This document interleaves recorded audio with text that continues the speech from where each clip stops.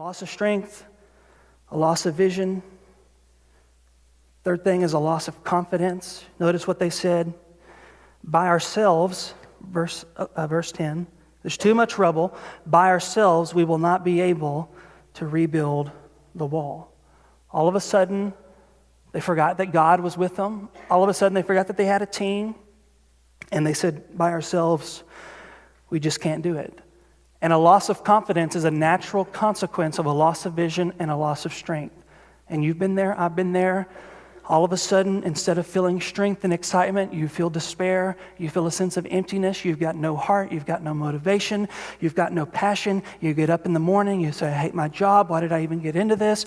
And that loss of confidence is a result that you've lost the vision, you've lost the strength, and when you get there, it brings discouragement. And that discouragement will kill your vision unless you know how to deal with it. You been there? Have you been there? Loss of confidence, and lastly, a loss of security. By ourselves, we will not be able to rebuild the wall. Then the next verse, verse 11, you have the enemies threatening. We're going to come in, and when you least expect it, we're going to take you by sword, and we're going to stop the work. And that's when the people from around the surrounding communities came in and said, husband, you've got to come home, it's too dangerous. Dad, you've got to come home, it's too dangerous. It was this sense that all of a sudden I don't have the security that I once had. And so if you were a man working on the wall there and you heard your family saying it's too dangerous, and you begin to think to yourself, who's going to take care of my farm whenever I die? Who's going to take care of my kids? Who's going to take care of my family? How are we going to put food on the table? I know this is what God's called me to do. I know this is the vision, but I don't have any security. Therefore, I got to give up. And you get discouraged because there's a loss of security. And we may kind of poke at these people and say, oh man, what weaklings. Why did they kind of come in and give up so easy? But you got to put yourself in their shoes. If you're a woman in that culture, if your husband dies and you don't get remarried, you're toast. If you're a man and your farm and you die, your farm goes to somebody else, nobody's going to take care of your kids.